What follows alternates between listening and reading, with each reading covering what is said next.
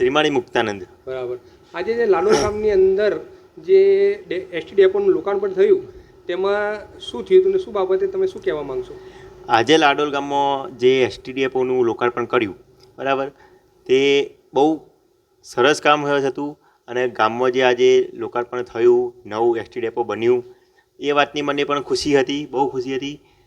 હવે મેં વિચાર્યું, હું ધોરણ 10 પછી આઈટીઆઈ કરેલું, અને આઈટીઆઈ બાદ મેં વિચાર કર્યો કે આ મોડેલ બનાવવું અને અર્પિત કર્યું.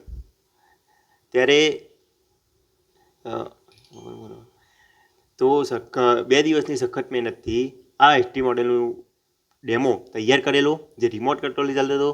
ત્યારબાદ મેં વિચાર્યું કે આ મોડેલને હું એસટી ડેપોમાં અર્પિત કરું, જેથી યાદગીરી પેટે જળવાઈ રહે. તે ઉપરાંત ત્યાં મેં એસટી ડેપોમાં આપ્યું.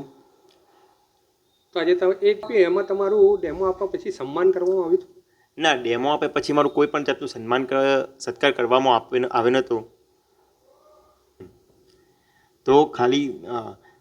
તો મારો કહેવાનો મતલબ એમ છે કે હું કોઈ સન્માનનો, કોઈ પૈસાનો, કોઈ એનો ભૂખ્યો નથી, પરંતુ મારો કહેવાનો મતલબ એમ છે કે આવા સાહસિક માણસોનું સન્માન કરવું.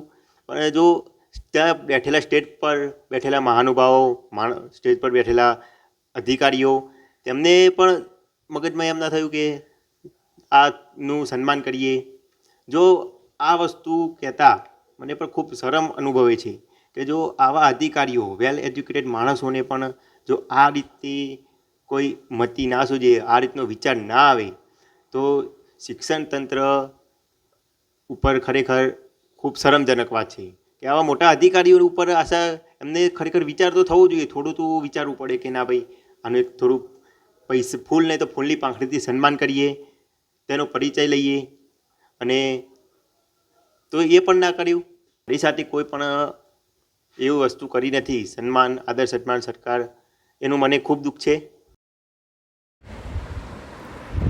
વિજાપુરના લાડોલ મુકામે નવીન બસ ડેપોનું લોકાર્પણ કરવામાં આવ્યું, જેમાં એસટી સ્ટાફના અધિકારીઓ, મહેસાણા જિલ્લા સાંસદ હરિભાઈ પટેલ, વિજાપુર ધારાસભ્ય સીજી ચાવડા અને માજી હોદ્દેદારો હાજર રહ્યા હતા.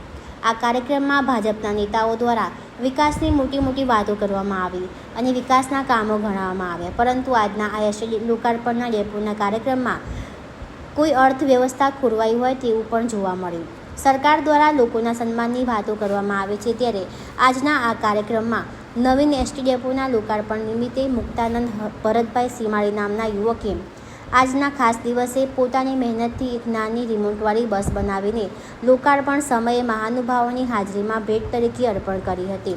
પરંતુ પ્રોગ્રામમાં પોતાના વિકાસની વાતોમાં સ્ટેજ ઉપર બેઠેલા મહાનુભાવો દ્વારા તે યુવકનું સન્માન કરવામાં ન આવતા લોકોમાં ચર્ચાનો વિષય બન્યો હતો.